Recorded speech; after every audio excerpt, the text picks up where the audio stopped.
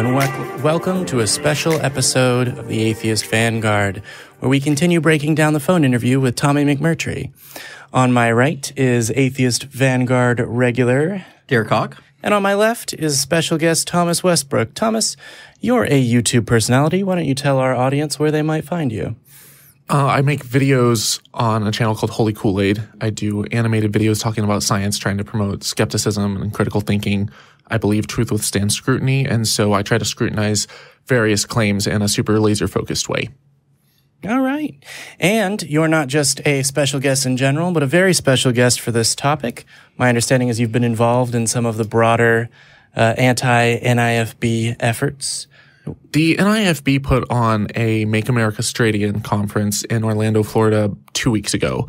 And at this conference, some of the things that they were proposing included the death penalty for homosexuals and among other things. And so we put together a peaceful protest of their event on Saturday. I worked with two different local protests that were happening. We combined our efforts together. And I wanted to ensure that it went down peacefully because, one, I think that we're more effective when we're peaceful and when we demonstrate in a way that we're not stooping to the level of the people who were protesting. Also, they wanted us to get violent. Tommy McMurtry had said, let's pray that things get violent because Orlando has stand your ground laws and we can fight back. And I didn't want to give him the satisfaction, not only of being able to use violence, legally, but also to ensure that none of our protesters came across in a bad light for all of the camera crews that were there. I didn't want people trespassing, throwing things, vandalizing in any way, because our message was one of love and tolerance. And if we were sitting there just being angry and vitriolic, that's not how our message would be communicated to the general public. And overall, I think our efforts were very successful and we had a very successful protest. All right. So this is our second special episode breaking down this phone interview with Tommy McMurtry. If you haven't seen the first one, you're welcome to do that now. They're not entirely dependent. They're somewhat episodic, but there's a link in description to the other episodes breaking down this phone interview. With that, I've been asked by the producer to read a disclaimer statement before we continue. I, Ben Esteville, by interviewing a pastor of the NIFB movement, in no way intend to endorse the views or values expressed in the interview. My intent for this interview is to gather the statements and views of Pastor McMurtry and the NIFB movement so that they can be discussed and responded to. I believe the best way to achieve real progress is through civil conversation. We should combat ideas, not people. And with that, unless either of you have something extra to add, I think we'll roll the first clip. I want to go down to Deuteronomy, and that's chapter 21, verses 18 through 21, with regards to stoning unruly children. Now, where do you fall on the stoning of the unruly children? Well, if you read that passage, you'll notice it says, if a man have a stubborn and rebellious son, which will not obey the voice of his father, or obey the voice of his mother, and that when they have chastened him, will not hearken unto them. That's that spanking that we just talked about. Okay, now, here's the thing. When a parent chastens their child like they're supposed to, it usually works. That solves the problem. There is not a parent on this planet that has not had a child that has disobeyed them. All right? With the exception of Mary and Joseph, it's just never happened. Every child disobeys, every child gets unruly, and then parents throughout history have spanked their children, and it has solved the problem. However, there are rare cases, and I believe it's very rare, where it doesn't work. And so in that case, when a parent has raised a child that they have chastened and it didn't work, then it goes on, it says in verse 18 or 19, then shall his father and mother lay hold on him and bring him out to the elders of his city and under the gate of his place. And they shall say to the elders of his city, this our son is stubborn and rebellious. He will not obey our voice. Listen to this. He is a glutton and a drunkard. Now, does this sound like a little, 6 or 7 year old or 12-year-old or even a 15-year-old? I mean, how many 15, even 16-year-olds do you know that are already drunkards? Okay? This is clearly a son who has grown up and has failed, what they call today a failure to launch. This is that guy, this is that fat dude sitting in his mom and dad's basement playing video games all day, making his mom bring him his TV dinners while he won't get a job, while he won't do anything. Fat, lazy, stuff in his face, good for nothing, won't get a job. And you know what? In a case like that, it says, then you bring that guy, and it says, and all the men of the city shall stone him with stones that he die.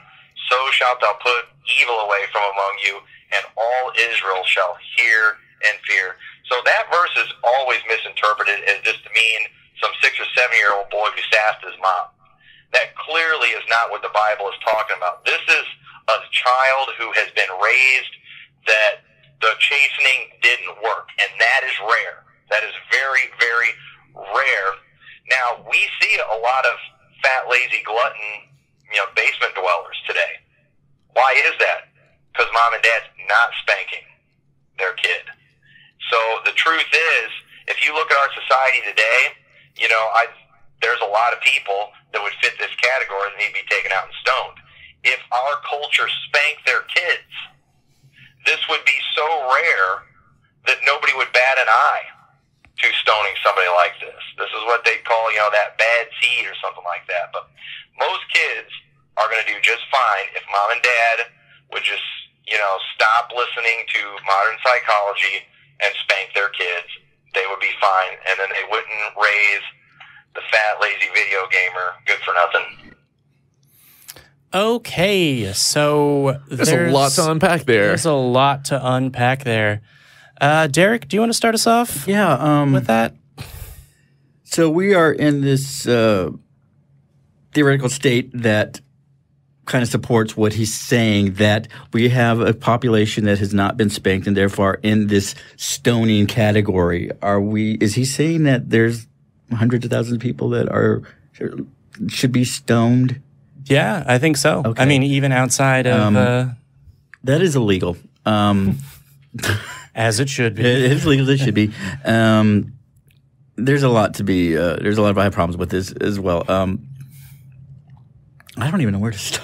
Yeah. Well, there's a lot. There's a lot to unpack here. First of all, there's this assumption that he has that spanking works, which the research has shown time and time again that yes, there are ways to effectively raise your kids, but spanking or borderline beating your children oftentimes leaves them with more emotional trauma, as well as there's a psychological pushback that occurs. And whether it's in spanking kids or animals or something, there's been studies that have shown that carrots work better than sticks. That if you teach a kid by giving them rewards and you can have punishments and stuff for them, sure, ground them, time out. There's different things. I'm not a parent, so I'm not so much an expert on this topic, but I have read the research that has shown and indicated that spanking is not the most effective way to raise a kid that actually listens and that is actually a non-rebellious child. So first, he's making this false assumption that spanking is effective.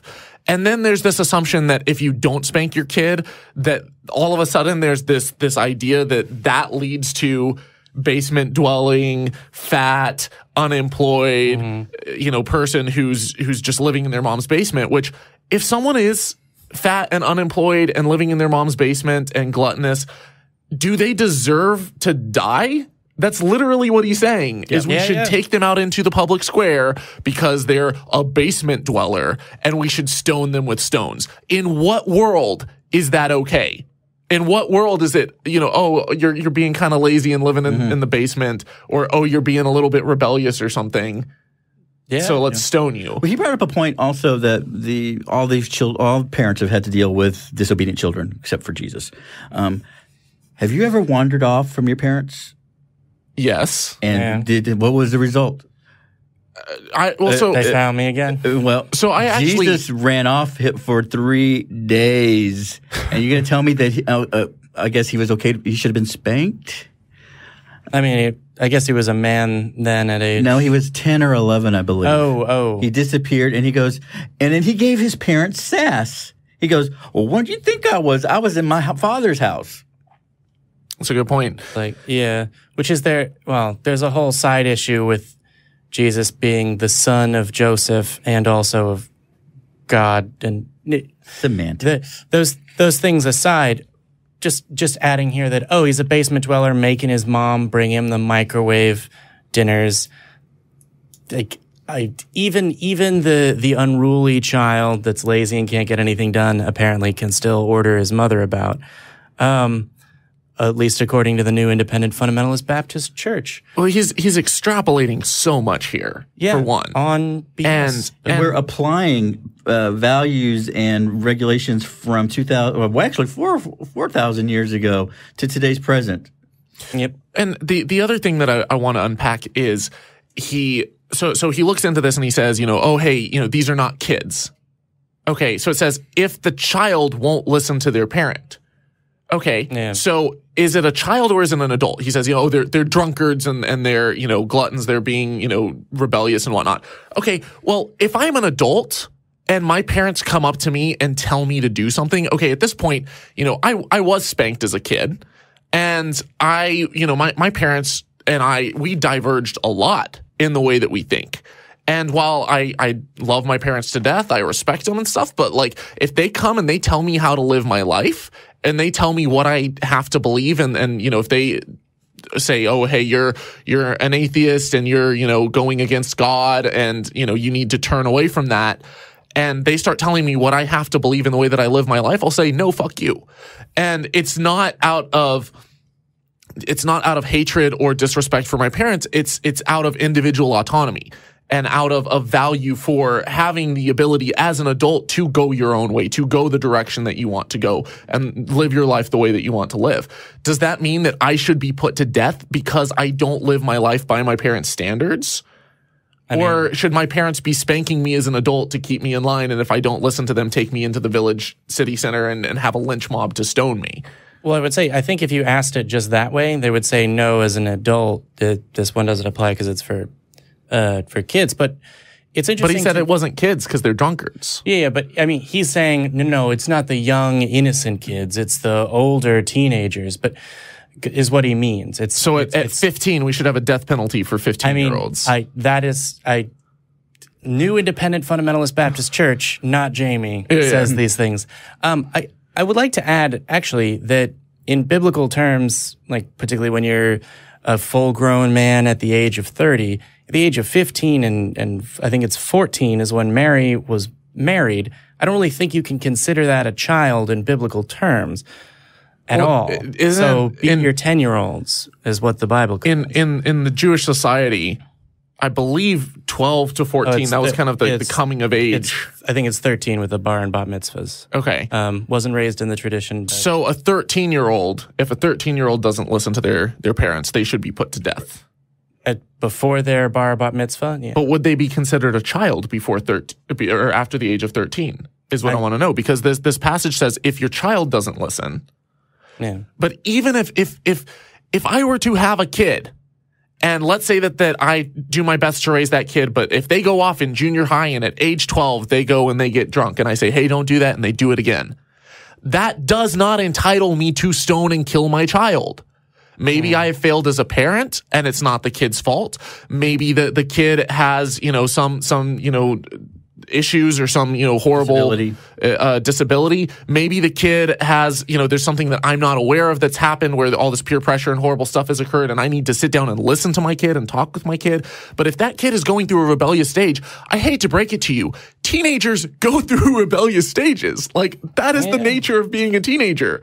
And you grow through it because your brain is still developing. Your prefrontal cortex is still developing.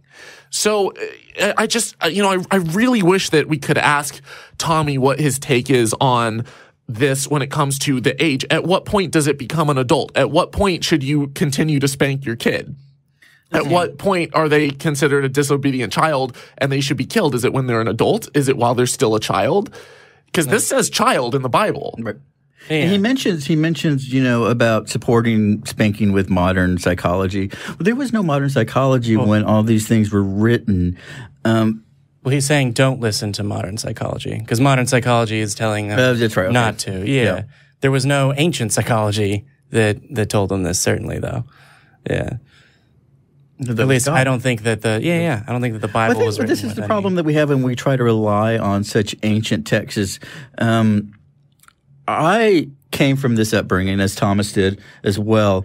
And one of the takeaways that I have from really studying this, I haven't spoken to my father since I was 17, but one of the best things that he ever made me do was read this Bible. He made me read it over and over and over and over again. I've read it, I think, 22 times from front and back.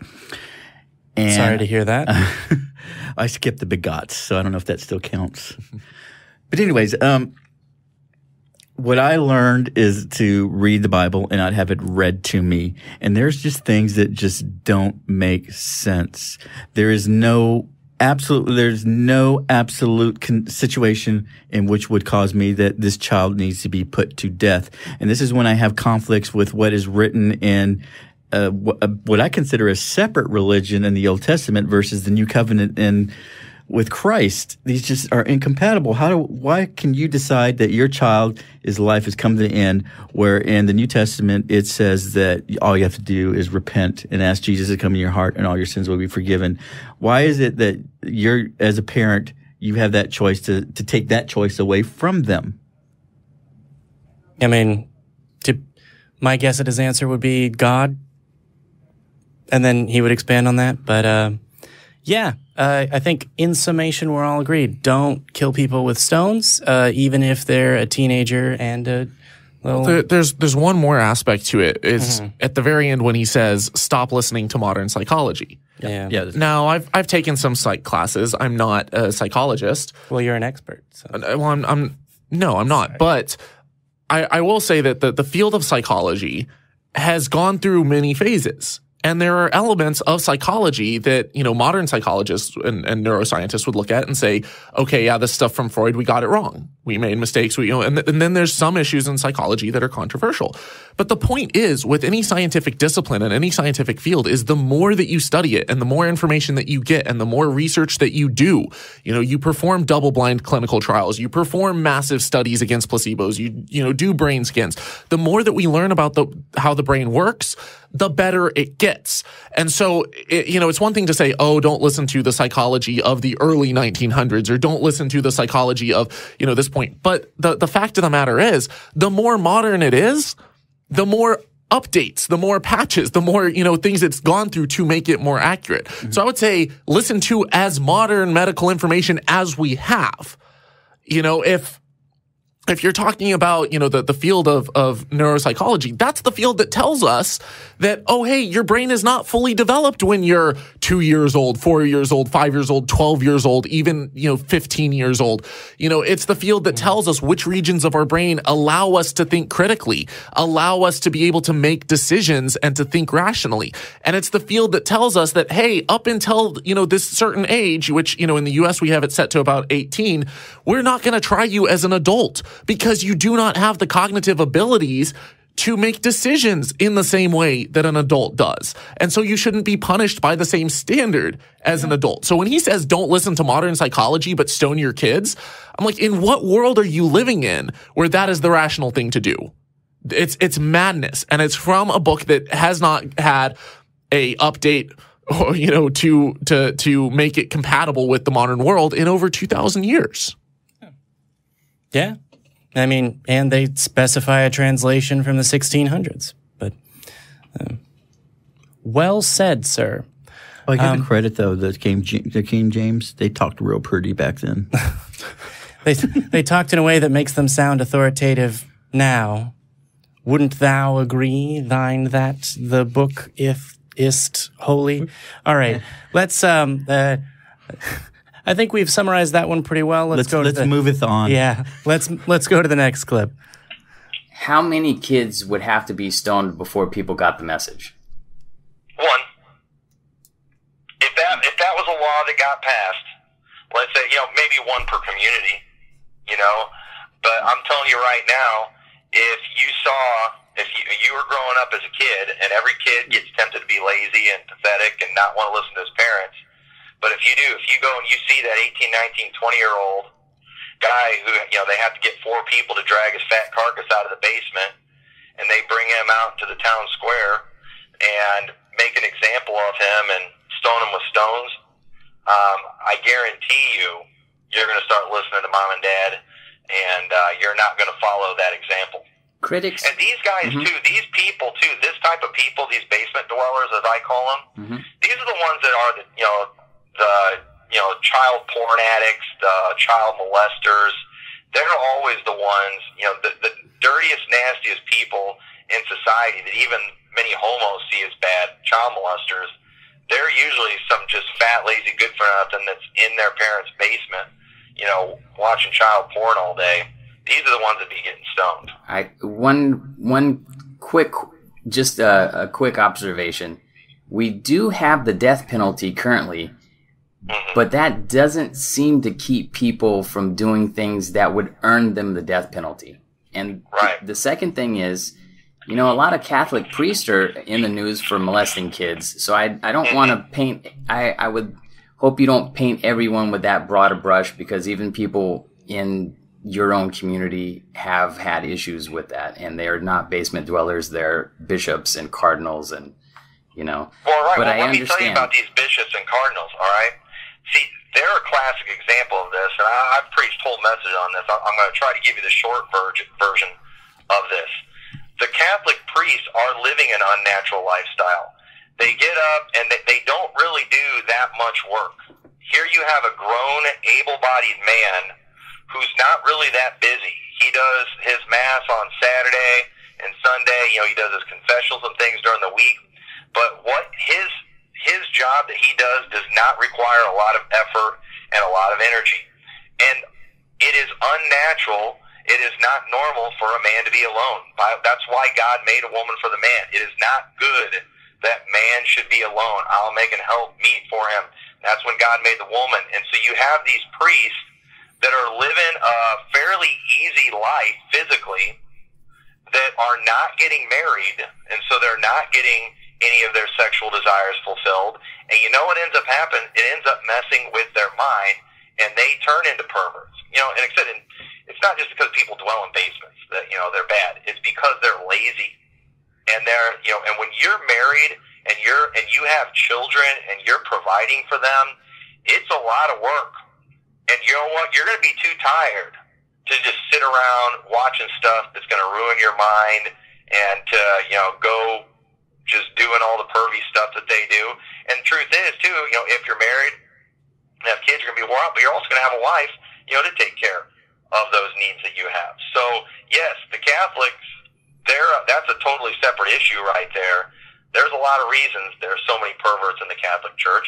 And, I wish I could tell you that it's never in the Baptist Church. It is in the Baptist Church, too, because, frankly, some Baptist pastors are pathetic and lazy, too. And this Make America Straight Again conference that I'm going to be preaching at, that's who I'm actually preaching at. I'm going to be preaching about why there's so many perverts in the pulpit.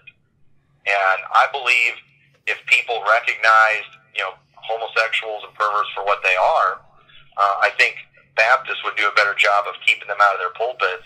Because they're in every religion, and I don't want them to have any. I don't want them to be in Baptist churches at all. Well, wow, there's so many I agree with points him there. on the last sentence. They are in every religion. Yes. And it's like, doesn't I seem don't to want affect it. them or anyone else to be in the... Yeah. Oof. He is throwing so much shade left and right there at everyone. Yeah, I mean, the statistics or something like that. Here, Thomas, do you want to start us off with this one? Yes, do I ever? One per community. So first he says, well, we'll only have to kill one. Yeah. Okay. We'll only have to kill one of these fat basement dwellers, which for one thing, the verse never says anything about weight. I think it says glutton, and from there he assumes, it must be this stereotype of like a large... I mean, I know people who eat a lot. I know people who eat a lot who just can't gain weight. I know people who eat very little who put on weight like crazy. Yeah. Do you know any fat Christians? Tons. I know a lot of fat pastors. And I know, in fact, most fat people that I know aren't child molesters. Jared certainly wasn't fat towards the end. Well, my point is, it sounds like if you can't be a saved Christian if you're fat. He does seem to have a lot of fat shaming going on. Yeah. But I want to touch on first the point of the one per community. So what does that mean? Okay, in the U.S. right now, there are, just a brief Google search, the first result that pops up, about 35,000 cities in the U.S. Is a community a city? Because you could break it down further and you could say, okay, a city like New York that has millions of people, that has a lot of communities. That's not just one community. There's, tons of different counties, tons of different areas, tons of different, local communities within those areas. All of a sudden, you start getting into a number that's in the hundreds of thousands of people that you are now going to be dragging out into the streets and stoning to death. And literally, if you read the verse that he mentions, talking about, how you should stone a rebellious child. It says, then shall his father and his mother lay hold on him, so grab him violently, bring him out unto the elders of the city and unto the gate of this place, and they shall say to the elders, our son is stubborn and rebellious, he won't obey our voice, he's a glutton and a drunkard, and all the men of the city shall stone him with stones. That means you literally grab stones and toss them at someone until they die. I've been to Afghanistan. I've never witnessed a stoning in person. I've seen it in videos. It's horrific. Mm-hmm. You're taking stones and you're hitting people with them and bludgeoning them to death while they're still alive. This is what he wants to see happen. Yeah. So, stone him. It's literally a lynch mob. He's not saying, it doesn't say in here that there's a trial. It says that they just come to the elders and say, look, he's a glutton.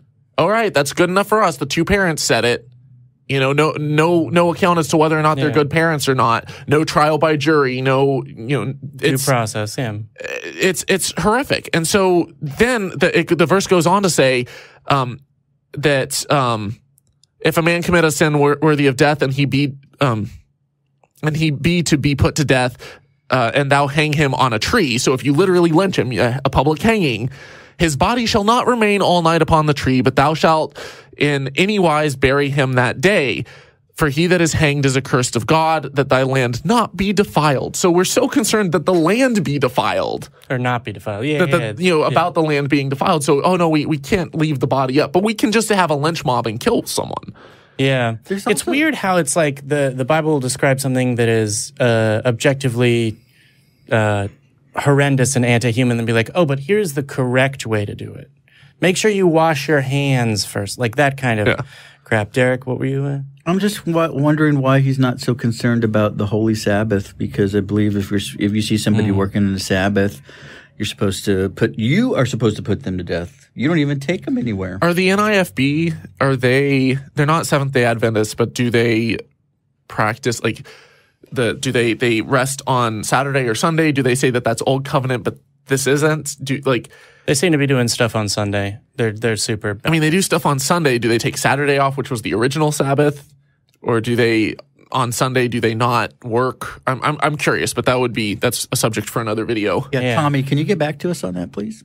That would be nice. My sort of biggest block on this is I wouldn't be able to talk to him on the phone because he doesn't talk to. Well, no, just so what? How do we prioritize who gets killed? Is it the unruly kid, or is it the Sabbath breaker? Is it the? I think their answer would be all of them. The shrimp eater? Is it the? We're not even talking about the homosexual aspect now. We're talking about poor little kids that. God, if I was a bad kid. I'm glad I wasn't born back then. I was a bad kid. Mm. Yeah. I kids grow, kids learn, you change. Yeah. People are dynamic. Not so much of a bad kid now.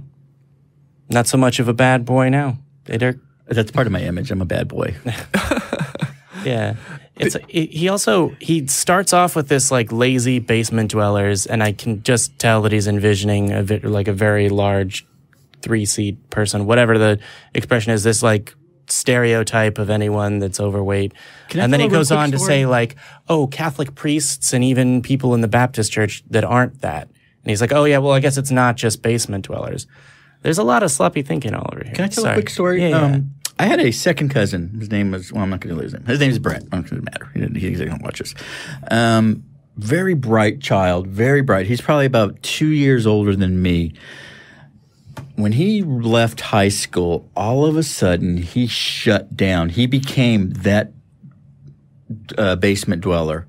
He refused any social interactions whatsoever. He became strict. This is right before the internet came out. So that was in his early days. And eventually he did migrate into an internet-only interactions. He had agoraphobia. Severe agoraphobia. Yeah.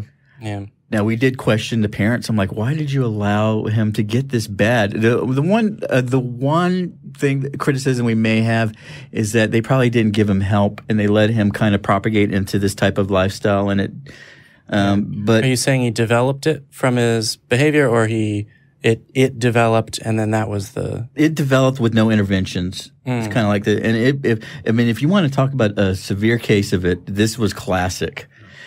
And he would fall in this category of the obese, game playing, not working. He was handicapped. Yeah. And he's completely discounting people who have severe PTSD, who have anxiety and depression. Veterans who come back from war fighting for our freedoms, who suffer from severe PTSD and don't want to go outside. Move in with their mom. Who have the comfort of their parents' home. Are these the people who Tommy McMurtry is going after? Because, oh no, they're staying in their parents' basement. Maybe they do resort to alcohol because they're trying to wash away the pain of losing their brothers in arms, watching them get shot. And I'd like to ask the question. I'd like to ask the question, directly to Tommy, is like, why are these people so upsetting you so much? What is it about them being in their basement, playing their games, and being, in your words, a non-productive part of society? Why is that so aggravating to you? What is it about this person's behavior that's affecting you and your congregation? I mean, there's so many things that are going wrong in this world today. There's so many evils and atrocities and injustices being committed. What is it about these basement-dwelling, obese, video game playing people? Well, he instantly jumps to child porn.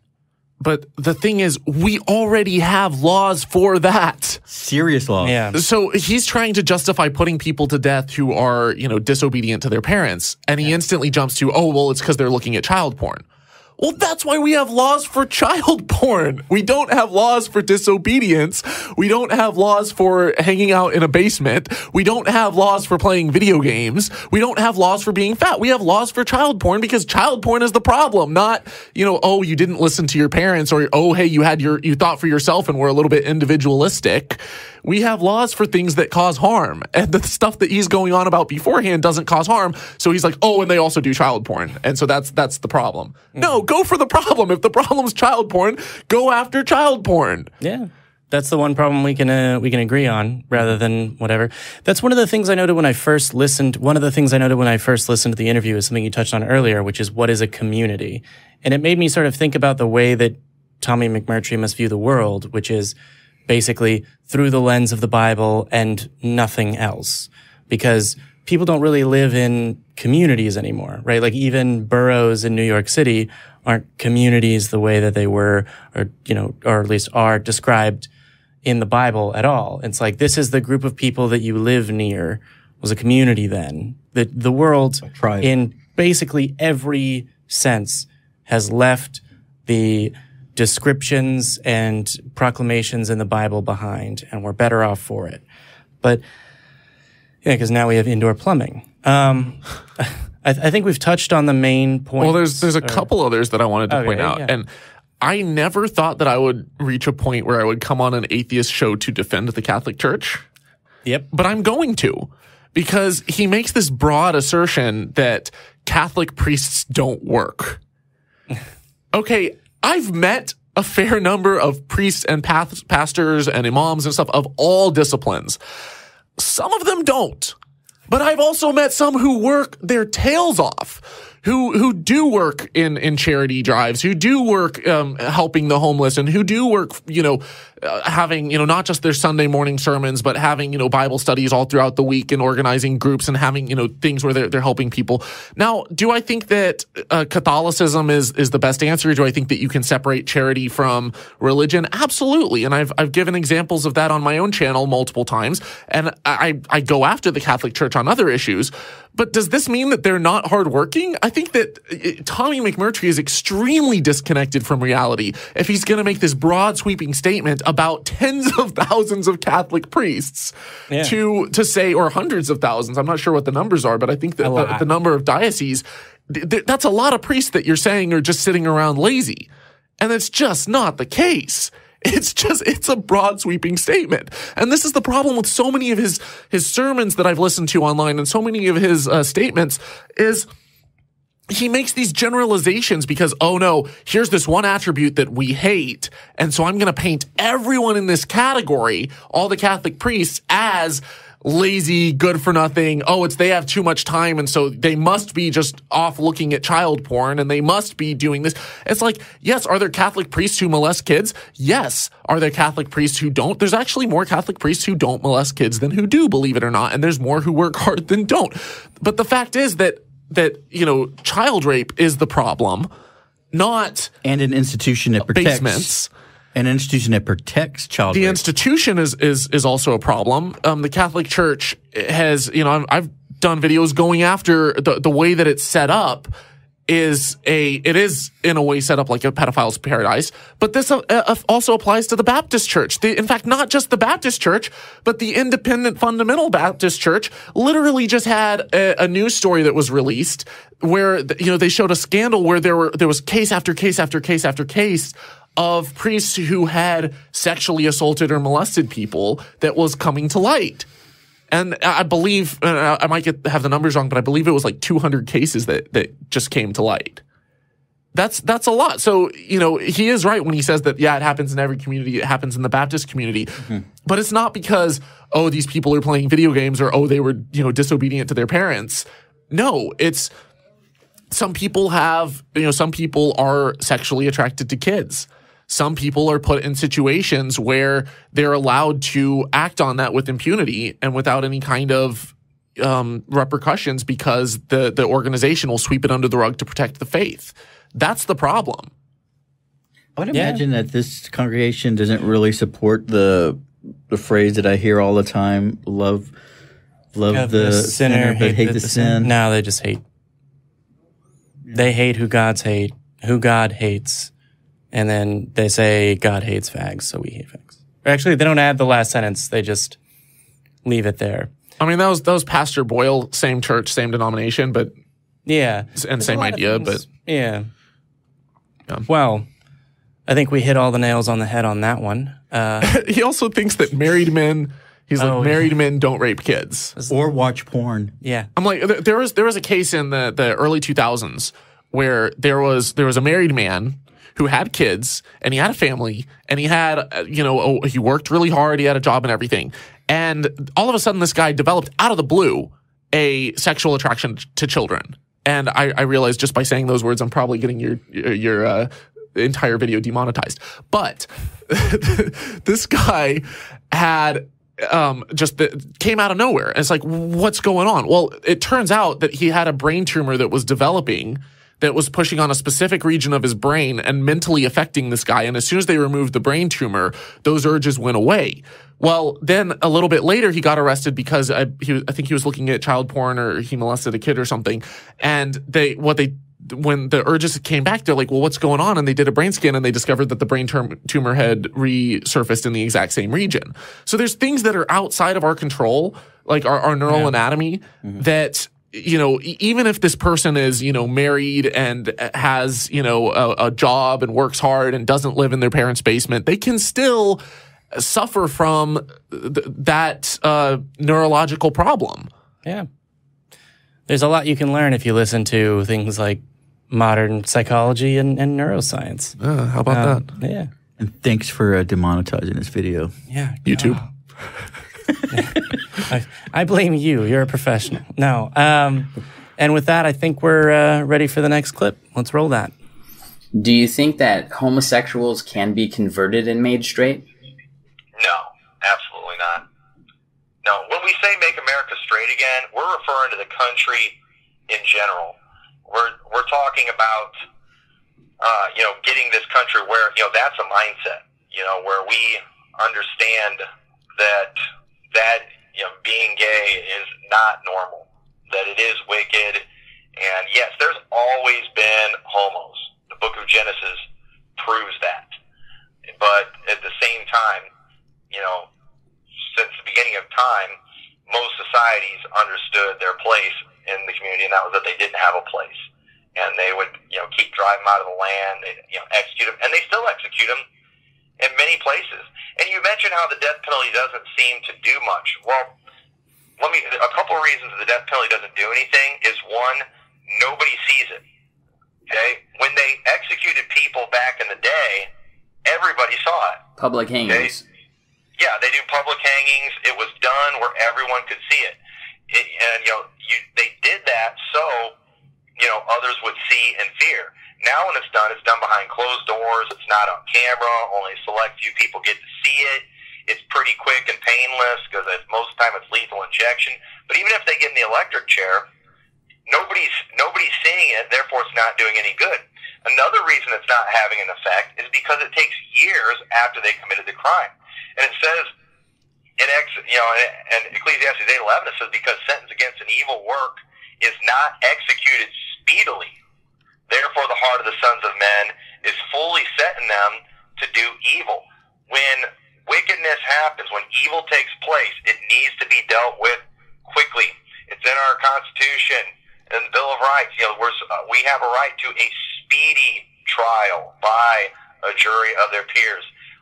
In criminal cases these days, they drag on for months and even years, and then years after they get convicted, many times, or even months, then they sentence them to death, and then it's months and even years before they actually get put to death. By then, everyone's forgotten about the crime. And there's a lot of automatic appeals to stretch the process out and make it even longer, even if the prisoner actually just wants to die.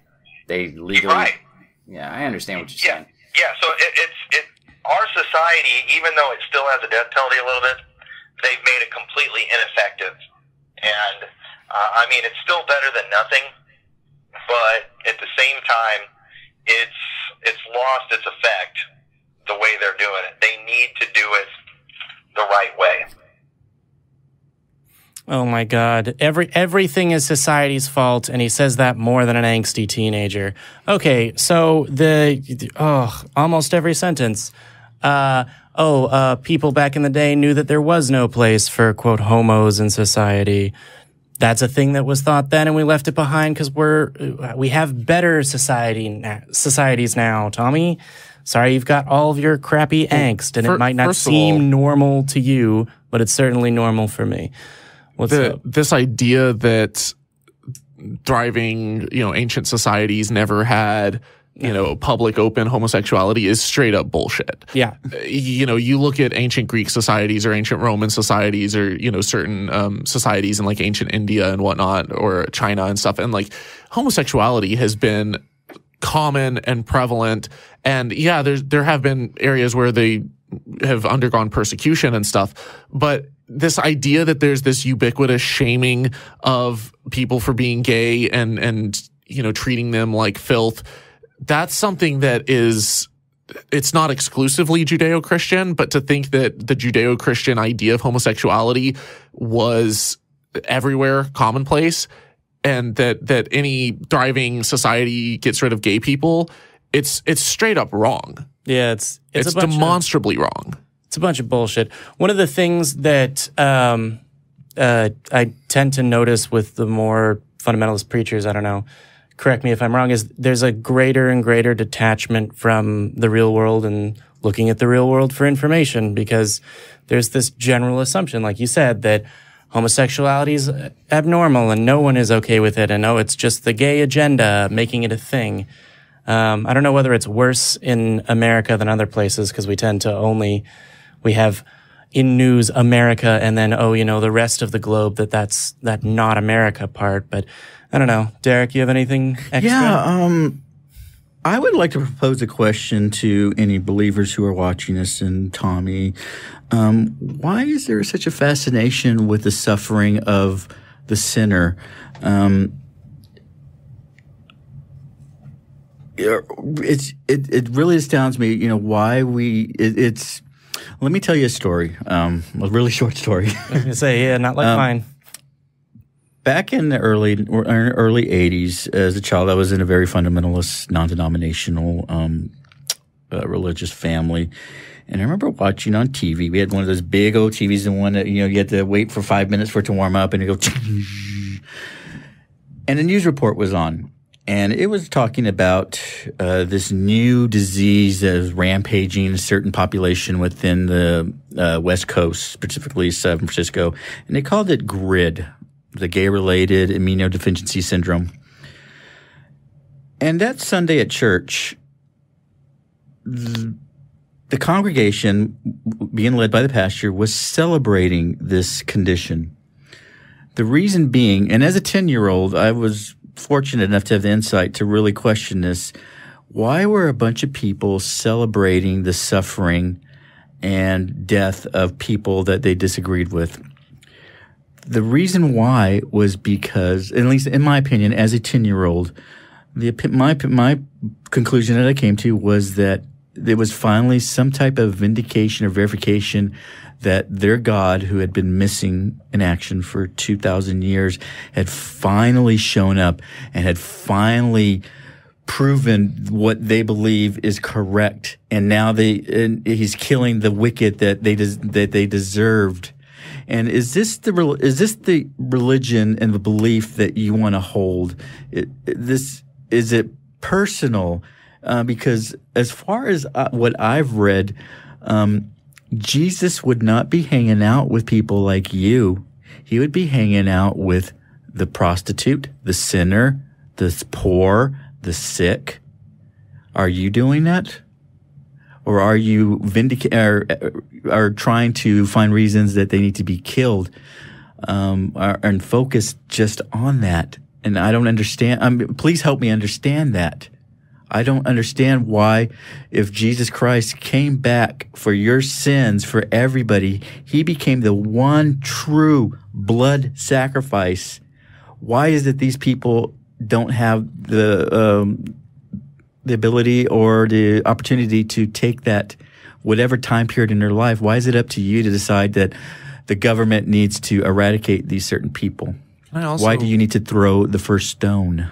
Can I also add to that Jesus did not mention homosexuality in any of the Gospels. You know what he mentioned time and time and time and time again? Self-righteousness, hypocrisy, greed. Like these are the messages that Jesus just hammered home time and time again. And yet instead, when you have Jesus actually talking about a sexual sin, he approaches the woman who was found guilty of adultery, and they wanted to stone her right in front of him. And he said, "He who is without sin cast the first stone." That was the message of Jesus.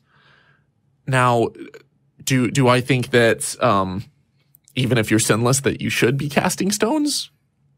No. Do I think that there should be punishment for crimes? Sure. Do I disagree with the Bible on what is and isn't a crime? Sure. But this notion of, what the NIFB wants versus what Jesus wants in the Bible are very conflicting messages. And as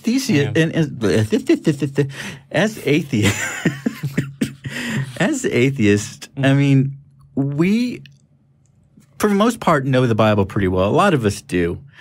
And I'm, as I said in the previous episode, I'm not an anti-theist. I am an atheist. And there are wonderful parts of the Bible. They're wonderful for inspiration. There's a message there that is good in nature. And there's some bad stuff. And there's some old stuff. And there's some outdated stuff. The thing is that with the Bible, my opinion with the Bible is that it's stagnant. It was written 2,000 to 5,000 to 4,000 years ago and stopped, particularly at the 2000 mark. we as a society, and I hate to use the word because I know it kind of gives a little tinglies to the believer, but we've evolved to be better. We're better than they were in the Bible when they wrote Genesis, whoever what it was. We already had that discussion earlier, but we're better now. We know more about how we work, how people interact with each other. We're better. We're better than that. If the Bible had continued to be added upon, I think it would be there would be some more benefits. It would be better, but it stopped. We haven't. We know, and I think a lot of people in these congregations, they know this because when you speak about these publicly, there's something about it. It just feels wrong, to say that this person needs to die for that, for this and that. Inherently, I would like to believe that people feel that, and that's why they have to defend it. Or they mask it under some type of persecution. But the reality, and Tommy and all your congregation, I'm going to tell you this: you are not being persecuted. It is not persecution when I stop you from persecuting others. Yeah. Can I get an amen? Amen. Amen. Yeah. I was going to say it's that, and then it's like with fundamentalist groups and cults that separate people, it's difficult to get past that for people. So for institutions to lead to or advocate genocide, they have to dehumanize and separate their flock or their group from the outside world, which is probably why Tommy, it's not specifically in this interview, but it was in the intro, he quote, doesn't talk to homos and he doesn't interact with them or whatever. And it's a way of isolating people from their humanity. That's actually a very, very common tactic with any group that is advocating for genocide, whether it's state genocide or whether it's for, individual vigilantes or what have you, is the dehumanization of the other. And you see this in places where, whether it's, in Rwanda or the Holocaust or any other genocide, you will see people labeling the people who they want dead as cockroaches, as subhuman. In this case, Tommy calls them basement dwellers, fatties, gluttons, and child porn addicts. It's this idea that, these aren't the normal people like you and me. And if you've ever had any interaction with someone who's different than you, you'll realize just how much you are the same, how many similarities you have, how you still have, urges, and you still have, you love human interaction. You love being, treated with kindness. You love, food that tastes good. You have there's certain things that are ubiquitous throughout the human experience. And when you start painting someone as other, different, animalistic, barbaric, tribal, subhuman, then it's really easy to disconnect and say, they're nothing like me. I'm good enough. But if we don't speak up to defend these people, then we're turning our backs on human beings. We're turning our backs on humanity. Yeah. Yep. Well, I think we hit that. I just like to say, as an atheist, I just want to tell y'all need to find Jesus, the real Jesus, or a better Jesus. At least that part of the message. A better Jesus. There's a better Jesus out there for y'all. I have a few more notes if I can address on his thing. First of all, he said that he has a Make America Straight Again conference, but he doesn't believe that people can become straight. And so essentially what he's indirectly getting at, or what I'm hearing at least, is that we're going to make America straight again by killing everyone who's gay. It's a purge. But he says that there's been gay people from the beginning of time, so it's an ongoing purge. He says it's just one person, with the kids that need to be killed, but with the gays, we're just constantly going to be going through piles and piles of bodies. Yeah. And there's societies that still execute people for homosexuality. Those societies are called barbaric. And Sharia. And they still have homosexuality, right? Saudi Arabia has public executions. They still have crime. They're still having public executions. Yeah, and they have public spectacles. Yeah. And it doesn't work. Which, by the way, when you have a public hanging, that actually is very traumatic to children who then wind up developing PTSD from seeing these bodies hanging in the public square and people being stoned to death. And those kids become basement dwellers because they don't want to go outside and risk being stoned to death for one tiny little screw up. Yeah. That, and he touches on some of these things, I think, in the next clip as well. But all of his, and then the process for convicting someone of murder and sentencing them to capital punishment, it takes so long. Like, Thomas brings up a really good point about the traumatizing, because when you look in Saudi Arabia, they are executing and actually crucifying people for protest. For public speaking on Facebook. I want to clarify. I don't believe Saudi Arabia does public crucifixions. ISIS does. Okay. I'm sorry. I stand corrected. But yeah. The practice is done in that area, and it's done for that crime. Yeah. And I can imagine that's really traumatic. I know that in Atheist Experience, I know they've had people call from these countries who were afraid for their life that they would be recognized. Yeah. Yeah. Fake names for yeah. And this notion that the trial is just not fast enough. Yeah. I would encourage anyone with Tommy's church or anyone else who is on Tommy's side of the fence to Google search the Innocence Project. It's an organization that essentially they'll go in and they'll look at cases of people who are on death row, who are waiting to be put to death, and they'll review the case again. And oftentimes they'll find that, especially in cases where this person was sentenced to death based off of eyewitness testimony, they'll go in and they'll collect DNA evidence, because DNA evidence is a relatively new thing. And they'll actually find that the person was wrongfully convicted. And they'll find that in these cases, the person wasn't actually the perpetrator of these horrible acts. And they'll exonerate them. And they'll find that people are falsely accused and falsely imprisoned. And they've gone through case after case after case like this. Now, does that mean that there aren't people who are guilty? Yeah, sure. There's murderers, there's rapists, you name it. But this notion that, it just needs to be faster, well, that's a surefire way to guarantee that there's going to be mistrials, that there's going to be people who are wrongfully convicted, who are, rushed to be executed left and right, especially if it's just, the mom and the dad claim that the person is disobedient, or, I thought that this person was, sleeping with another man, so let's put him to death. The more crimes and laws that you have, especially ridiculous ones, and the faster the rush to judgment, as laid out in the Bible, you're going to have more and more and more people who are, convicted and put to death, even if they're completely innocent of the crime, as you will. Yeah. Yep.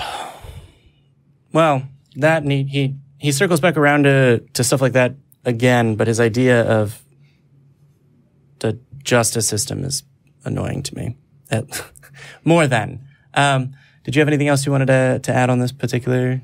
No, the only really thing comes to mind, and it's really the main kind of problem or the area that's kind of not focused on, and it's typical. We see that with Jesus as well when he's dealing with prostitutes. Is where are the parents on this? Where are the guidelines on how to be a parent? I mean, to honor thy father and mother. I know some pretty bad parents. Yeah. I know some, and they love Jesus. They love him, and they messed up their child pretty bad. Yeah, I know that the alcoholics are more often the parents than the children. Yep. Go figure. Yeah. Honor thy father and thy mother. Jesus with the prostitutes. We're always there. The guys are always surrounding, ready to stone her. Well, where's the guy in all this? I mean, to be a prostitute, you need the other person too. Yeah, and takes two. This notion too that when I mentioned the Innocence Project and modern processes for our modern judiciary system.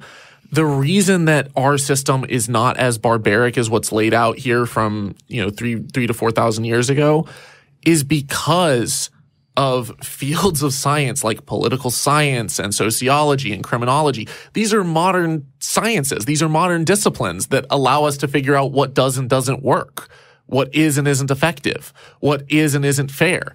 Modern fields like moral philosophy and stuff like that. These are modern disciplines. And yet you have someone like Tommy saying, we just, modern psychology, modern science, just poo-poo it. It's like, no, this is how we learn. This is how we discover how the world works to make a more effective, better world. Yeah. Perhaps you can answer this question to me. What is the difference between Judeo-Christian law and Sharia law? Is it just the language it's written in mostly? No, there's... Sorry. I mean, it's... On the one hand, there's barbaric punishments for different things. Some of the punishments are the same. Some of the laws are the same. Some of them are different. They're completely different legal systems. Mm-hmm. But, yeah. One is Muslim and one is Well, that's what I'm saying. Allah and Jehovah are the same. They would argue no, but then some people would say that it's two different religions thinking about the same God, and it just depends. Just like Depends on who you ask. Probably the same kind of division they would have like with the Baptists and the Catholics. Same bucket. Yeah, I'm not sure how they would explain that the Catholics are wrong. I think Well, they're idolatry. Well, they're idolaters, but I don't know that they would say, oh, they're also, yeah, they'd probably distinguish those differences. But I think we're good. I think that the next clip is a good one as well, is one that should be broken down and addressed. It's a good one to dissect. Oh, thank you. Yeah, let's roll the next clip, which is a good one to dissect. Opponents to the death penalty say there have been people who have been executed and they actually come to find out later they were innocent. If we could guarantee that the guilty people are guilty 100%, do you think that a swift death would be a benefit for all to see on something like pay-per-view or, some kind of government channel like C-SPAN? I think it needs to be on PBS, not pay-per-view. PBS? But at the same time, you do need to make sure. The Bible makes it clear at the mouth of 2 or 3 witnesses. In fact, they were not allowed to put someone to death because of one witness in the Bible. That was something that the Bible spells out, because when you're putting somebody to death, that's something that you need to take serious. And it's, you don't do just, lynchings and things like that quickly. No, there needs to be due process. They need to make sure that they actually did it. And, the Bible says, judge not according to the appearance, but judge righteous judgment. And we could talk for hours about just a lot of the different, some of the things were pretty meticulous that's in that Old Testament law, that if we followed these things, we would get the right people most of the time. I mean, I'm not saying it would be impossible to ever execute the wrong person, but it would be extremely rare. But I will say this, because we're so worried about executing, one innocent person, we are creating many, many, many more victims. I think the law is written so that it's preferred that 10 guilty go free before we unjustly convict one innocent. Right. Yeah, I think that's kind of the mindset. But I do think if we're going to put somebody to death, it's got to be really clear. I know some people who've been convicted for murder, and it wasn't super clear that they did it. To me, they had reasonable doubt. They were able, they didn't convict him. To me, it wasn't beyond the reasonable doubt. I wouldn't put him to death in that situation. So, more than one witness does not equal beyond a reasonable doubt. And as far as I'm aware, the Bible doesn't use that term. Also, it's not quite flippant, but like, oh, we're so worried about executing one innocent person. Yeah, that's a good thing. I'm not sure if you're aware of this. Death, except for you believe Jesus, there's no undo button for that. I fear the term righteous justice. Yeah. That scares me. Well, yeah, because it's based on a person feeling righteous for judgment, basically. His statement of, if we followed the Old Testament law, we would get the right person most of the time. I doubt that he is familiar with the current rules of evidence. But so go ahead. When the Catholics or even the Protestants were burning women at the stake, that was righteous justice. When they were killing each other, that was righteous justice. When the Europeans were invading Jerusalem and killing the infidels, that was righteous justice. These are, especially in the society today, these are dangerous terms to use, and dangerous because the righteous justice is so undefined. ISIS believes they're performing righteous justice when they're burning people alive and hanging them and crucifying them and whatnot. We have written laws, justice, innocent before Proven guilty. Or proven guilty. Those are the standards. Those are, again, going back to my earlier point. We morally, we are superior than they were back when this was written. This was written when we were first learning about justice and laws. Murder was wrong before Moses wrote it down. Yeah. Can I point and also out, he didn't, but too, the notion of a trial by jury to be tried and judged by your peers is a modern concept. And it's a crucial concept to justice, because if, and you look at the Inquisition and you would have this notion that, there were two witnesses time and time and time again. And you had people being burned at the stake and people being put to death, even if, they were tortured to a point where they're like, I'll confess, I'll accept Jesus. Okay, well, that just means that we're going to stop torturing you and we're going to burn you quickly. Okay. And oftentimes you have cases and stories of, inquisitors and stuff who would come in and basically they would see someone and they're like, I really like what they have. I like their property, their house and stuff. It's going to be possessed by the church. And so, I saw this person, doing some abomination. And all I need is one other witness to go in on this, to conspire in on this with me. And that time period was extremely bloody, extremely barbaric and horrific, and extremely unjust. It's called the Dark Ages for a reason. Yeah. And this is the type of law that we're looking at with the Bible, is two witnesses. Well, even if you do have a system, trial by jury, and you have, everything in place, but all it takes is two witnesses to kill someone, I'd like to point out that eyewitness testimony is not the gold standard of evidence in a court of law. It is not the gold standard in terms of, scientific studies and stuff. I could say, I saw this or I witnessed this. The fact is, our brains do not record like a camera. We think that, we have memories that we're able to kind of think up visually, but the fact is every time that you remember something, your neural pathways are actually being rewritten slightly. You're actually remembering patterns and shapes. You're not taking like a pixel by pixel detailed visual image record in your brain. That's not how our brains work. And our brains are fickle and they change. You look at the works of Dr. Elizabeth Loftus and Dr. Julia Shaw, and they've shown that people can have false memories implanted through suggestion. They've shown that people can misremember cases, time and time again.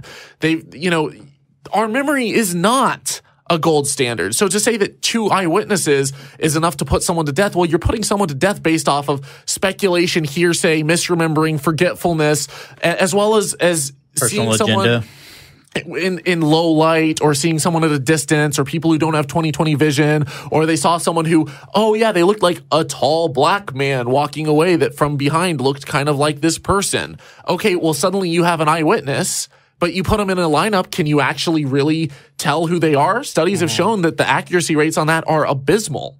Yep. Yeah, Tommy, I'd recommend a movie called My Cousin Vinny. Perfect example. Perfect example. I would recommend that to everyone all the time, just because it's an excellent movie. But I know, and you're a Ute too.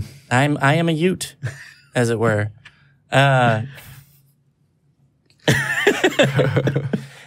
It seems cruel to laugh at anything in that. I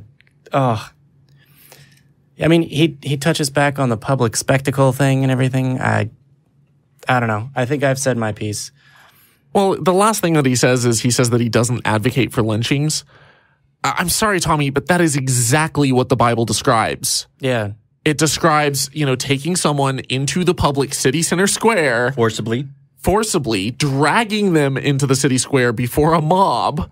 Yeah. And having the parents say, this person is rebellious, or, this person, had gay sex, or this person is an adulterous woman, which is what they did with Jesus. They dragged this woman by her hair up in front of Jesus and they said, well, what do you think that we should do, And then he the didn't punishment. say what you're saying, by the way, in the story. The punishment is instantly, they said that. Okay, quick, hang them. Okay, quick, stone them. That is a lynching by definition. So you say if you're not opposed to lynchings, or if you are opposed to lynchings, then you're opposed to the biblical punishment that you're advocating for. And you're on the opposite side of Jesus, because I believe Jesus prevented public lynchings. Yeah, he was not in favor of that stuff. at all. Also, you need to find Jesus. Even with the unruly child, it says take them before the elders and tell them that. So it's like so that then the elders will know why you're stoning your child to death, which is the closest it gets, as far as I'm aware, to a trial for that crime. I like there being a process in between me and execution. And I think that you would as well if you thought about it. Yeah, Thomas, I'm jealous of how popular your YouTube channel is, so I'm going to make some false accusations. I'm going to call you you're a witch. Oh. You are a witch. Well, you're not in my will, so tough. You were, but I just wrote you out. This is my public statement. He's not in. Okay. All right. And with that, before this, kerfuffle lights up between these two, let's roll the next clip. Do you think the people of the LGBT community should be put to death? I do. I think the Bible's real clear. Now, does that mean every single person who identifies as LGBT? Because, unfortunately, they're being recruited. Many, especially young people, because it's like when you say that, then everybody's saying, some little 5-year-old who wants to wear a dress, you want him to be taken out and stoned. No, I personally think that child's parents is abusing him, if that's what's going on. But it's not, here's what the other side's not understanding, and hopefully at least your crowd will get this. Just because someone says, I am LGBT, that doesn't mean that they deserve to be put to death. You have to actually be guilty of the crime. You have to actually be guilty of, committing that act of sodomy or whatever. I could say, I'm a really mean person and I've got a really bad temper and, I'm a murderer at heart. But I'm not a murderer until I actually kill somebody. And I shouldn't be put to death until I actually kill somebody. And there's a lot of young people that, a lot of girls who they don't look like today's standard of beauty. They're not real good looking, they're overweight, and a lot of times, because maybe they're not real attractive to boys, they want to kind of join a protected class, and so they'll say they're a lesbian. Same thing with guys. They're not today's standard of this macho man. They're not the ladies' magnet, and so they don't want to get made fun of or whatever, so they join a protected class. But a lot of these young people, they are not burning in their lust toward the same sex. A lot of times they're experimenting or whatever. I don't think that they need to be put to death. But when you have somebody that is engaging in the acts of sodomy and things that I'd rather not mention, at that point they actually have committed the crime, and then that's when society needs to step in and say, we can't have this kind of wickedness going on. And people say, it's just two consenting adults. But it's not. The statistics prove they have multiple partners. They are full of disease. They are spreading disease. There is no arguing that. The CDC proves that. And because we are not taking care of this, what should be a crime, there are many people suffering, as a result, because they spread their diseases.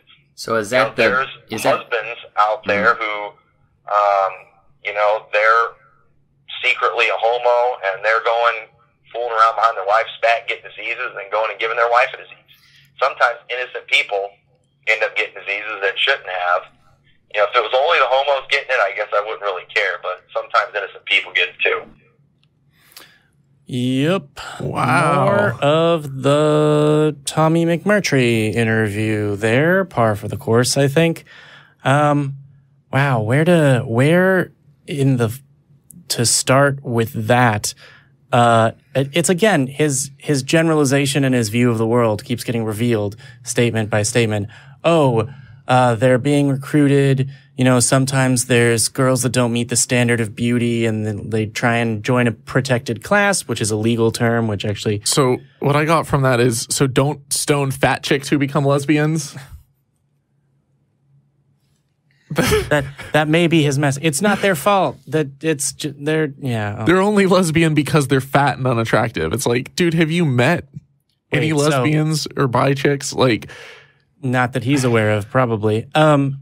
He's like, the same with men. They're not this macho standard, so they want to join a protected class or whatever. So just because someone is fabulous doesn't mean that you would treat them as, a quote homo, as you say it. Like, so I'm not gonna lie, I know quite a few gay guys who, if they were straight, would get a hell of a lot more than a lot of straight guys I know. I know gay guys who dress very classy, who are, fit, who are attractive, who are like, they're smart, they're caring, they're kind. That's nice of you to say. And you're welcome. I wasn't talking about Jamie.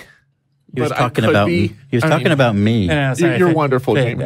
Yeah. Finish. But my point is that, this notion that, people they become gay because they can't get any from the opposite sex. I'm like, actually, if you are an unattractive person and you have issues, that you're probably going to be just as attractive to one sex as you are to the other. In fact, there's fewer gay people than there are straight people. So you're actually limiting the amount of the pool of people who you can have a relationship with by doing that. So this notion that, they became lesbian because they couldn't get a partner with, the opposite sex, or they became gay because they couldn't find, a chick who wanted to date them. It's like, no, dude, there's some stuff just being like, if you're messy or you stink or something like that, like those are certain things that turn people off from you. It's not going to change from one sex to the other. Yeah. So I'm sorry. This segment, I was really offensive. It was really offensive. And so I'm going to be offensive back. I'm sorry. I apologize. I've been to Christian churches. There are a lot of ugly people in Christian churches. And I'm sure they're not gay and lesbian. So that's all I have to say. So we're conflating two things here, Tommy. We're conflating sin and crime. Sin is what your Bible says, and we thank God we don't follow that. Crime is what is the innocent before guilty, is the civil law. Civil law is respect of human rights. Just because somebody put somebody's penis somewhere is not worth killing them. Yeah. And then I'm not going to pretend to understand lesbian sex, but whatever they do, that's not for killing them either. Yeah. Well, and Tommy says, he's like, well, in these cases, there's not consent because there's disease in multiple partners. I'm like, wait a minute. You just jumped from there's not consent because these two do not follow. It's like, you can have consent and still have disease. You can tell someone, hey, I have herpes, and so, you should know that. And they say, oh, well, but I love you and I'm going to sleep with you anyways. Like, that's a thing. And that's not a crime. That's not against the law. The other thing, multiple partners, you can have consent to have an open polyamorous relationship with someone. And that's not just from the atheist standpoint. You could be a Mormon and be polygamous and have consent in that situation. So this idea that, they're causing harm because, it's not consent because there's disease in multiple partners. I'm like, those two don't follow. But then he jumps straight into AIDS. And he says, look, there's so much disease, and that's God's punishment for being gay. Well, hey, Tommy, did you realize, do you know that lesbians actually have the lowest rates of HIV infection of any group of people, like far less than straight women? So if you think it's just homosexuality, why did God make this the gay disease to punish the gay people that doesn't actually affect lesbian women nearly as much as heterosexuals? Is that God saying, hey, all the women should be lesbian and all the guys should be celibate? Because if that's your logic, if that's your reasoning, then that's the end game. That's where we would end up. Yeah, the big debunk of that argument is hemophilia. I worked in a pharmaceutical company for 4 years. We produced a drug product specifically for hemophilia, and the reason, based clotting factors and whatnot. Yeah. But the origins of this company was because during the AIDS epidemic, especially from 90 to 95, the AIDS virus contaminated America's blood supply and decimated the hemophilia community. If God, kind of missed the mark on that one, kind of like with that big Katrina hurricane when he missed the little gay section. When we try to pigeonhole these, what we think God, the greatest sin, in my opinion, if there is such thing as sin, and for the sake of argument, let's say there is, the greatest sin is trying to, make yourself believe, think what God thinks or know what God thinks, and this is when we get into trouble. Yeah, when you're trying to speak for God, you mean? Yep. You're saying that people whose blood wouldn't clot, who had hemophilia, which is an inherited disease, by the way, for people who aren't aware of that. They needed transfusions. If you have a cut or something, you just won't stop bleeding. Correct. They need blood transfusions. The blood supply was decimated because there were people who had HIV infections. And so if God was trying to punish gay people, he actually wound up punishing a ton of people who had hemophilia. Yeah, mostly children. Yep. That's a very effective way for the all-knowing, all-powerful God of the universe to use AIDS to, punish just the gays. And yet... Yeah. It's funny how the acts of God that are all about the gays and gay marriage never seem to just affect gay people. And if we are dealing with an all-powerful God, why is it that we have medication now that actually prevents it, the preventative stuff? And I would say next decade and 2 decades, I think AIDS will be eradicated. We are so close. I remember in the 90s when I was working on my biology degree, it was inconceivable that the HIV virus would be stopped because it was a retrovirus and it could actually imprint its DNA into the makeup of our own DNA. So even if there was no viral particle in our body, something could trigger it because the instructions were in our cell's DNA to start manufacture it for any reason. We did not, it was like, you have this disease, we may try to control it, but now we're getting to a point where we can actually remove those instructions. We're so close. God? We already have antivirals. Bye, Felicia. Too. Yeah. So it's just God's amazing method of dealing with homosexuals is it's not targeting half the homosexual population with lesbians. It is targeting children who are affected by, hemophilia, which is also, if hemophilia is genetic, why did God make that in the first place? That's not free will. You're not punished for free will by, having something that's handed down through generation after generation after generation. Yeah. And yet then mankind in modern medicine comes along and eradicates this disease. They bypass God's punishment. Also, he says that LGBT people are being recruited. I've been to a couple different gay pride rallies, and I've never had anyone try to recruit me. I've never had anyone say, hey, you should become gay, because there isn't a gay person that I've ever met who thinks that you can change your orientation. They're not like, hey, come join our sexuality. It's like, no, like they're like, hey, I'm attracted to this and I want to live my life and not, have the government tell me who I can and can't get married to. And, oh, you're not gay? Well, cool, wonderful. It's amazing. You do you and I do me. Like, we all live happily. So, Tommy, I have a list of questions. I hope you're keeping track. Number 2 question would be how do you recruit somebody to be gay? Is there like a form that you need to fill out, or is there money exchange? Yeah. You escort them below a rainbow. The rainbow arch. I'd like to really know. Do you get something like a toaster?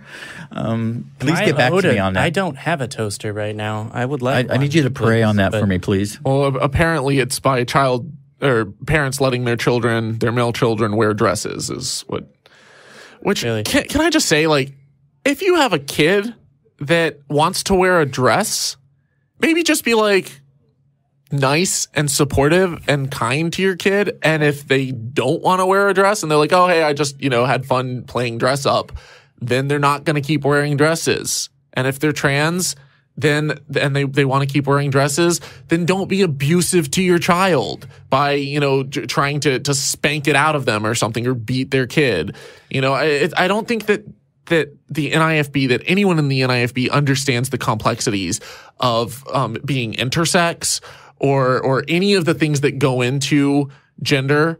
And I'm not just talking about your chromosomes. Like, your chromosomes dictate a lot of things, but you can have mutations on chromosomes. You can have chromosomal alignments that aren't just XX and XY. You know, there's a bunch of different types of intersex variations. You can, and I'm going down a rabbit hole, but this notion that, it's just a bunch of dudes wearing dresses is so out of touch. It's so out of touch with, you know, how you can have one chromosomal alignment and you can have, you know, different secondary sex characteristics. You can have different, you know, hormonal configurations and stuff. There's so many different things in there that, like, you're not going to learn just in one afternoon on Wikipedia. And that's why we have medical professionals that spend a decade or 2 decades of their life learning all the ins and outs and all the minutia of this stuff. And when they have a consensus on something, there's probably a reason for it. Yeah. I'm actually glad that more people there is a kind of a more of a phenomenon of boys wearing feminine or women things. And that's because we've elevated the status of women. You know, we have people like Ellen Ripley, we have Sarah Connor, we have Wonder Woman. I'm not trans. I've never had the desire to wear a dress, but as a kid, I remember doing the Wonder Woman twirl, you know, Linda Carter Wonder Woman twirl. Had nothing to do with that. Yeah. Wouldn't do it. Kids be kids at the age of 3. I mean, I would do my little Wonder Woman thing. Xena, I loved me some Xena. I love me. I've only dressed, I'm going to take that back. I lied. I dressed up as a woman once for Halloween. Yeah, and I was outstanding Uma Thurman Kill Bill. I was outstanding. I wasn't beautiful at all, but I had the yellow thing, I had the sword, and I felt empowered. And it has nothing to do with trans. Yeah. It was my respect for the opposite sex who normally doesn't have that status. You can get me talking all day about Ripley. Yeah, I was gonna say, just like kids are kids. Like I was saying, at the age of 3 or 5, kids are playing dress up. And there's going to be guys who play with the dolls way they do that. And girls who play with trucks. Yeah. That's fine. Avoid physically hitting anyone, particularly children, because it has a longer effect. I mean, I can estimate that there's a number of guys my age who have hummed that dun dun dun dun dun dun dun and done the twirl. Yeah. Yeah. I've never actually seen the show, so I'm going to assume that your description is At least Tommy says that you shouldn't kill those kids because, you know. Yeah. Only if they then disobey their parents and wear a dress anyways. Then you slaughter them at the lunch mob. For a second, I thought you were saying lunch, and I was like, that's... Slaughter them after lunch. Yeah, well, I mean, you work up a big appetite slaughtering, I guess. Well, so... Or you would. So Tommy then moves on to say that they have to actually be guilty of sodomy and not just gay. This is where he diverges a little bit from Pastor Steven Anderson, who was at the Make America Straight Again conference too, and is a part of the same denomination. Isn't he the founder and leader or whatever? He has the biggest following by far. He has like 120,000 YouTube subscribers. Well, I confronted Steven Anderson about this, and I said, well, what about all the churches that say, you know, hey, if you are gay or you're attracted to the same sex, that's fine. You know, love the sin or hate the sin, as long as you don't engage in those acts, then like that's where a lot of churches draw the line. I said, what are your thoughts on that? And he's like, oh, LGBTQ, it's all one category, sodomites. And he had this big blanket, like it doesn't matter if you commit the sin or not. If you're gay, you're gay. And so that's kind of, at least Tommy doesn't go quite that far, which is like the one redeeming factor. But how do you tell as a society who isn't committing sodomy? I personally don't want the government in my bedroom. I don't want the cops to be able to just walk in and open the door and like be like, did he stick it, you know, where it's not supposed to go? Okay, no good. Like just checking. All right, you guys keep doing you know, and the definition of sodomy is I believe it's anything that is not sex that leads to procreation. So at least by some definitions, that includes oral, that includes anal, that includes within the marital bedroom engaging in those things. Really? So are you going to be like, oh, did he stick it in her hoo-ha? Like, or did he, you know, which one did he slip and miss? And like, we got to have 1984 style, you know, TVs with cameras watching everything that you do, making sure that you don't do sex wrong. You know, it's got to be in the missionary position. Like this is the type of mindset is, oh, you're engaging in sodomy? Oh, were you just, lying on the bed holding hands? Were you cuddling? Did you go to first base, second base, third base? Like, did you go all the way? Which holes did you use? No, get the government out of our bedroom. It has no place mandating any of this stuff. And it's, if people want to live their life one way, more power to them. I'm not going to have the government or the Bible tell me what I can and can't do with my body with a consenting, loving adult. Yeah. Okay, stop, rewind. Sodomy is not just booty sex? Oh, Lord. My mind is blown. Okay, I'm sorry. The definition. Oh, my God. How close to time are we? How quickly can I wrap this up? The definition of sodomy is sexual intercourse involving anal or oral copulation. Okay. So you're a sodomite if your wife gives you head. Yeah, I was saying it. So it's not just. This is not just a homosexual act. No. Okay. Wait. Okay. I feel like I've lost control of this show.